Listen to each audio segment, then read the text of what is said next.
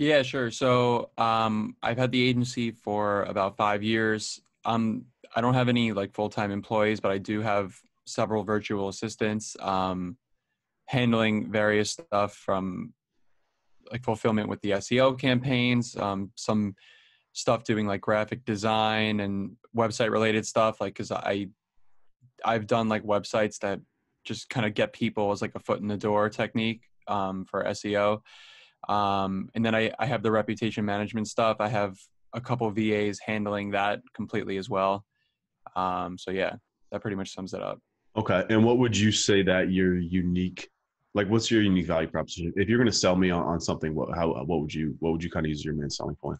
Yeah, so I usually position myself as kind of like the guy who's not going to give you like the agency workaround of um, and like that you're not just like another customer, that like I'm willing to give them like more of my time and support and understanding of like what's going on throughout the whole process and kind of like handhold them a little more than other, I guess, like bigger agencies would, because I find a lot of the people I've worked with have been at some point burned by someone who's significantly undercharged them for SEO and promised the world, and they didn't really get anything out of it.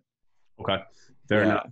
And do you have any type of specific clients or industries that you focus on? Yeah, so I haven't really niched out yet, but like I've tended to um have success with clients in like the home improvement world. Okay. Um, not specifically like seeking them out. It's just kind of what's happened a little bit. Yeah, so like if I had to say like one specific area, that would be the one I've had most experience doing.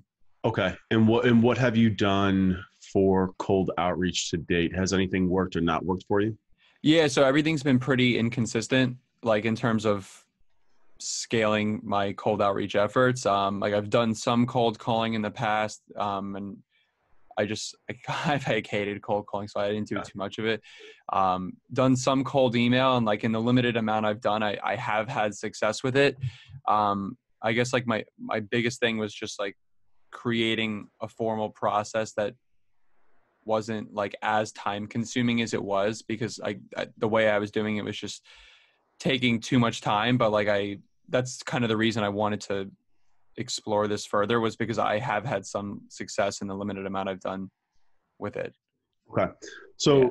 So in regard, let me just start at the beginning there. So whenever we're doing cold outreach, it's really important to always put yourself in the shoes of the person on the other side.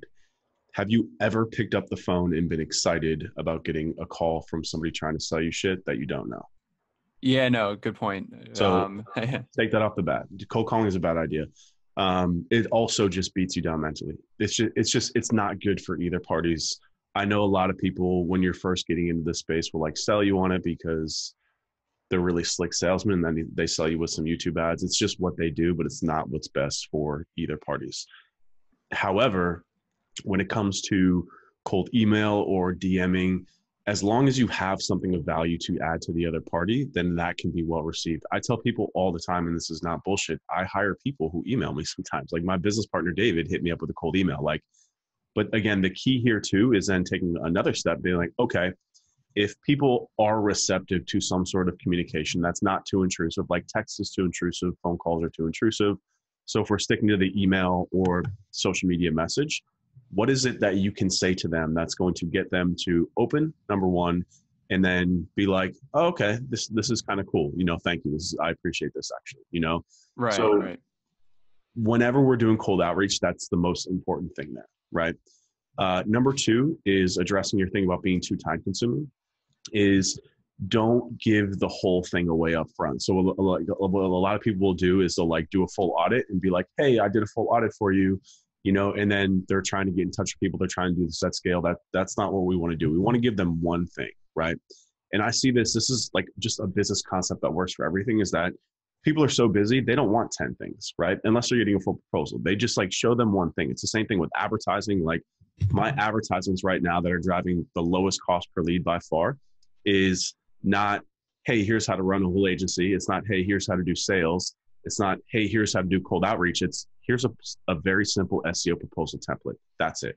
that one little thing, having me niched all the way down, has opened up all sorts of kind of like light bulbs for me about just the concept of making things simple and time friendly for them too, right? If it's time consuming for you, it's going to be time consuming for them. So Right. that's important to keep in mind too. So again, so going through, and when we're doing these things, instead of trying to do a full audit, just find one thing, that's it. And if you can do that, then that becomes very easy to put that onto somebody else's plate to do for you. So the process that I like to follow, number one, is prospecting is not prospecting for too many, but prospecting for ones that you know in your head, you're like, dude, if I worked with that HVAC company, I would fucking kill it for them. You know what I mean? Right. Do you want to be prospecting for people that you have the confidence to be able to, once you get that initial communication, to then, there's a fine line between bothering someone too much or not bothering someone enough. But if you feel like you've really got a great solution for someone, then it gives you the confidence to reach out to them multiple times and not feel like you're annoying them, right? Because you're like, Right. dude, like, give me 5 minutes. Like, I'm telling you, like, I have something. Like, if you can really sell that and believe in it, then they're going to be a lot more susceptible to it too. So starting with prospecting, again, we're not trying to get 10,000 HVAC companies. We're trying to get 10, right? 10 that you've pre-qualified. They have the budget. They're doing marketing. You see them spending money on pay-per-click ads, like basically just removing all those objections about like, hey, we can't afford this, but we don't understand what you're trying to sell us. Like, again, so focusing on the people that are educated, they are willing to invest in marketing because you've seen them doing them. They're within your niche, and you know that you can get them results because you've done it for other companies in the past, right? So again, like you have the case studies, you have the social proof to communicate that effectively with those companies. So again, instead of just mass prospecting, build a much smaller list, right? Then once you have that smaller list, and again, 10 might be a little bit too small because this is a numbers game. I like to get in at like 100 is a good number for me. Yeah. Then you can build a small process for a VA or even yourself to just find that 1-2 issues with those websites. And again, if you're focusing on that one niche, that one vertical, then it's going to be a lot easier because you're going to find a lot of similarities between them, right? So basically what we do is we have an offshore person go through and we use LinkedIn Sales Navigator to prospect for the companies that we want. We usually like to stick with like B2B SaaS companies because we have our own, we have the blueprint, we have these high ticket companies that we've sold in the past and made money off of. That is a great case study for those companies, right? So we build that list. We give them like a very specific set of qualifications. We teach them how to, again, just like type in their brand name. Like, are they paying for ads? Like type in their keywords. Are they paying for ads? Are you getting remarketed to on social media, right? This is not like a one-day prospecting thing. This takes a couple of weeks to prospect for the right companies. Then once you have those companies, then you can go through a few yourself. You can run a few audits. You can dump them into like Deepcrawl, Screaming Frog, whatever you're using for audits, and just see what these websites are turning back, see what type of potential they have. And then once you have that, you can then train a VA to do that quick analysis for you, right? So now you've got a spreadsheet full of people that you know are qualified to work with you.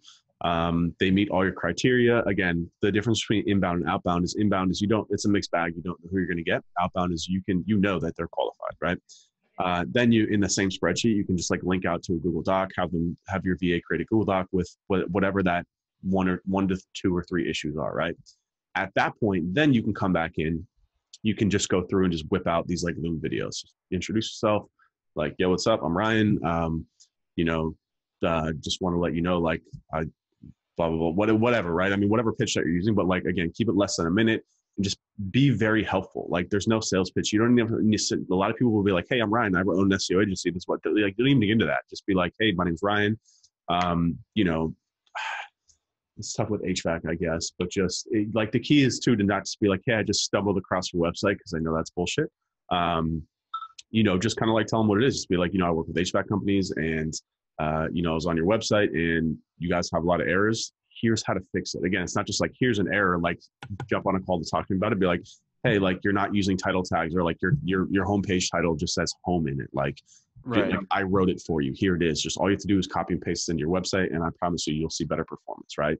Again, it's very similar to cold advertising, like on Facebook and YouTube, where like there's a very simple formula, right? It's like the first 3 seconds, you need to hook them, right? You need to get their attention. The next 10 seconds, you need to prove like that you're worthy of them watching the rest of the video. And then after that, the next 20 seconds, 30 seconds, you want to teach them something. You want to help them solve a problem. And then the very end, you end with a call to action. So again, the hook, kind of like the social proof, if you have any, sorry, my phone's going crazy today. And then the teaching them, and in this case, it's the finding the issue and teaching them how to do it. Again, it's not, hey, you have a lot of technical issues, you should work with that. It's, hey, like your titles are fucked up, like change this, and like I'll follow up in 2 weeks, whatever, blah blah Right. blah, right? Um, and then after that, then the call to action there is like, if you need help with this, I'm standing by to help you out. Just reply to this email, is my personal email. If you have somebody internally, like again, this is where you also need to start being strategic and understanding who you're talking to. So if you're working with home improvement companies, you're probably going to be talking to like the business owner or the office manager, right? So Right. whoever you're sending that to, you need to understand their level of understanding, understand what their time looks like. Like, is that person realistically going to go in and fix that website? You know, Right. if yes, then you address it to them. If not, then you want to address that video to tell them, I can talk to that person for you, right? So again, like we're always thinking about who's on the other end of the line of communication. The pitches that work well with me aren't people who are like, hey, I found a title tag issue. It's the people who offer to make the changes for me, right? Like somebody pitched me on websites. I'm using this company now to do all of our website speed for clients because they were like, yo, like your website's running really slow. You know, we wrote up some guidance on how to fix it. If you just give us access, like, you know, you can trust us, blah, blah, blah, then we'll fix it for you. Right. So kind of like going that extra way. And now they know that was their smart pitch for me because they knew getting in with me would get them in with a lot of others. Right. So again, like Right. really, really understanding whoever it is you're pitching and what it is that adds value to them, their level of understanding, what their time looks like too. Like some people want to be told what to do. Others just want it to be done. Others want you to tell other people. Like a lot of the pitch that we use a lot is I'm pitching, I'm making communication with the business owner because they're ultimately the decision making, but I'm telling them, you don't have to worry about this. Like just put me in touch with their marketing team and like I'll schedule a call with them. Like you'll just be notified when it's done, you know? And then my goal is to then build that relationship with the marketing team, get them to know that we're experts to then communicate back to the business owner to be like, we should probably hire these people. You know what I mean? So it's Right. just all about communication and understanding who's on the other end of that line. And then, you know, the final piece there is just making sure that you're doing this one-to-one, meaning that like a lot of people will try and cut corners by sending out mass emails via like Pitchbox. Like for this, it's just again, like, because we're working on a smaller list, we want to make sure that each one of those contacts is very specific. So that's kind of my process in a nutshell. You know, it's to me, it's the small nuances that make the biggest difference. You know what I mean? Right. Definitely. Do you have any questions? A question on that? No, I don't think so. Cool. I mean, so that's cold outreach. I mean, are there any other things that you're doing to acquire leads? You know, I personally love cold outreach. And again, especially the time that we're pushing into now, I really like it more because, you know, it's just crazy in just 2 weeks what's happened, in the next 2 weeks what might happen. Really going through and again, to continuing to understand what's happening with businesses and maybe tweaking your pitch a little bit.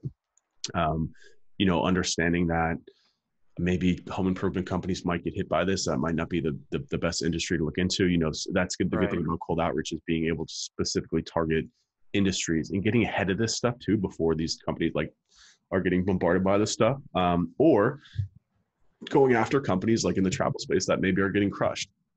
You know, like what is it that you can do to help them out in this time? Again, it's always about them. It's always about the one-to-one, the right now, knowing that for them that there's somebody else on the other line of that cold email, that this isn't a mass blast. Like you give a shit, you know, like to me, those are the really small nuances that make the biggest difference, especially if your value prop is the fact that you're giving them your time, right? That's why I asked up front, because it's important to push that through. Right. Definitely. Word. What else you got, man? Any more Um, questions? yeah, no, I mean, that was the main thing. Cool. Yeah, I mean, like what I would suggest is just going through, taking some of these tips. You know, now is a good time to start with this. Like I said, now you probably got some more time in your hands too. Sure. You know, first of all, just make sure that your current clients are comfortable, they're taken care of before you turn your attention to this, because just a word of advice too, you know, is that we might be heading for something on a downturn. We definitely want to make sure that your current clients are safe, secured, feeling like, you know, that like, again, like you give a shit, that you're there, that you've got strategies, that you're still working, it's not impacted by anything. And it's business as usual until further notice, you know. Um, Yeah, for sure. but definitely, I mean, start putting this stuff into play. I've been doing a lot of these one-on-ones with people for this same thing, and they're getting really good results. So definitely like happy to book another call with you in the future after you've gone through this and just checking on your progress to see how it's going. Yeah, for sure. I guess like something in addition to this is like you mentioned you're using LinkedIn Sales Navigator. Mhm. Like, are you? I don't have like too much experience with it because like the one time I had it, I didn't really make much use of it. Sure. Um, but like, are you just basically doing outreach through LinkedIn, or are you actually going out and like getting emails and stuff? Yeah, let me actually just show you our sales prospecting template. Let me see if I can find it. It's link prospecting. Yeah, it's basically I got so many files now. My VA is running this. Basically, what we're doing is we're using LinkedIn to find people, but not to contact people. Right. And I think that's really important because, again, like LinkedIn is just become like a wasteland. Basically, I can't find the spreadsheet right now. I don't want to waste time digging for it, but basically what the spreadsheet is we're using LinkedIn to find company info, company size, location. That's really important. We only, not, I mean, anyone out there who's not in the US watching this, but we only work with US companies for a lot of reasons. We're in the same markets, just impacted by the same things, speak the same language, etc. So we only want to work with U.S. companies. We also prefer to target companies of a certain size. So LinkedIn is very valuable for that too. Also by job title, right? So again, going back to that, who are we sending this to? We don't want to be sending communications to the wrong person because it's just Right. going to be a waste of time. So again, really important that you understand your industry. Home improvement, they usually have an office manager. Maybe you want to reach out to them and this is something you want to test, right? So using it to find the right person within the right organizations. And then once we have that, then we take that person, we search Google to find, you can usually get their email off LinkedIn too, their company email, which is good. But I like to have a couple of backups. I usually like to get like their Twitter, their Instagram, their YouTube, if, like whatever it is that they're using, if they are. If not, the email is cool. Don't overthink that part. I have a lot of videos that talk about like how I use social media to nurture like relationships. But if you're going after home improvement companies and you're trying to target like a 40-year-old female office manager, she's probably not out tweeting like they are. And like so I target a lot of like personality brands now.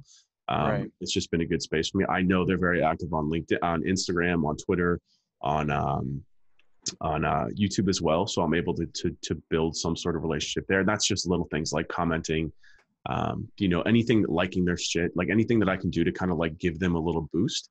Again, like that little bit of value add before I then go in with my pitch works, but it's not available for that in all industries, right? So again, it's really just important that you take the time to understand whatever industry you're going to go after, that you take the time to understand how people behave, if and how they're using social media, you know what I'm saying? Like, and again, if it's a bigger sale, you're going to want more touch points in there.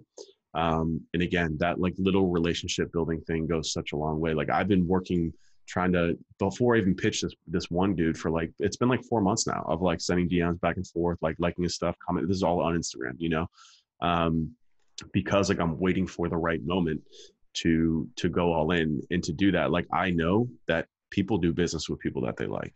It's a fact. Right. And if I can get some of these people to like me and also then to see me as an industry leader in my space, they might come to me. So I'm very patient. And again, too, once you get a feel for your pipeline, how things are shaking out, like I might start pressing them harder now with the way things are going. Like we're having a meeting today at 4 with my team about like our pipeline, what's going on. And when our pipeline is dry, that's when I can start to apply pressure on some of those places. Right. So this is a very long-term process. Again, don't look at this as like, I have 100 contacts, I need to turn these around right away. This is somewhat of a nurturing process. Like outbound sales also takes a lot longer than inbound sales because they need time to do their research. They need time to talk about it.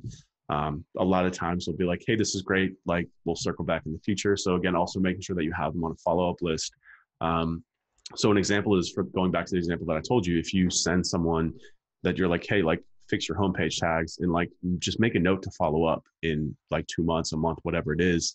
And just be like, hey, notice that you changed it. Like, just want to let you know, like here, I took a screenshot of your keyword rankings for that page. You can see they went up, like, and then you can start to push. So that's the next step too, that I didn't talk about, is after you break that ice to provide value, you just get them to, you get like to me, the goal, the initial contact is to get them to open your future contacts, right? It's not to book an appointment. It's not to have a sale. It's to be like, okay, like I trust this dude. He provides value to me. Like I'm going to listen to what he says, Right. that to me is the first step. And then after that, then you can start to apply more and more pressure. And that's when you can dangle the carrot a little bit. Like once you help someone, then people are going to be more interested for more help. So if you fix their title tags, this is a shitty example, but that's just what it is. You get them a little boost. You can show them the progress. Then you can be like, yo, like I've got a lot more, but like, I don't really want to send them via email. Like, do you want to get on a call? Like, it doesn't have to be you. You can put me in touch with your team, whoever. And then that's when, again, then you can use that as like the consultation process. Like I have that all in the blueprint, like the questions to ask, like all that flow. That to me is when I start to push them into the sales process. Right. Got it. That makes sense. Yeah. And the follow-ups are key too. Again, like whenever it comes to cold stuff, like you need follow way more. You need way more touch points. People tend to ghost. Again, it's the same thing like cold calling, but to me, this is just, it's a much better way to not burn your brand. Also keeping in mind too, is that when it comes to agencies, a lot of the companies you're going to be targeting are probably working with an agency, which means they're not going to want to talk to you from a business point of view until that contract is coming to an end. So there's a patience element involved too. If they tell you that, hey, we're working with an agency, you can ask them just like, hey, when does a contract lapse? Like I'll follow up in the future and maybe we can pick it up and talk then, which is still a win, dude, a huge win. Yeah, of course. Because especially when you start working with bigger companies, they only work on RFPs where they put out a request for proposal. So the goal for us sometimes is just to get on that list. We'll spend a lot of time just being like, put it like, just to be considered in the future to pitch, Right. So again, it's all about who you're targeting, the industry, all that. It's just important. And that's why I always tell people it's good to start with like a niche, because once you become a master in that niche, you've got the case studies of social proof, then you can start getting more aggressive. Like if you've got like a baller list of case studies, if you're killing it with people, killing it with a certain subset of people, like only home improvement companies, then you can just start doing cold outreach for that because people respond to results. Yeah. But like you need a significant amount. It's not enough to have like 1, 2, 5, whatever. Like you've got to be like the dude in that space. But once you get to that point, then you can go back to more of kind of like the mass outreach style, still not just blasting out emails, but you can play more on the reputation and the fact that like a conversation with me is going to help you get results, and that's ultimately where you want to get to. Yeah, it makes sense. Yeah. Word. You got any more questions, man? I think for now that's it. Unless I'm probably forgetting something, but no, that sounds good. No worries. Just hit me up in Slack.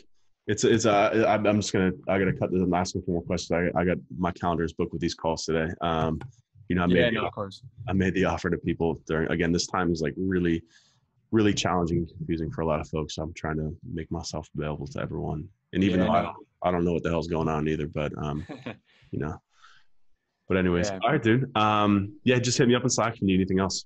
All right. Definitely appreciate it. Thank you. Yeah. And please let me know how it goes. All right. Here's your progress. Will do. Thanks. All right, brother. Take care.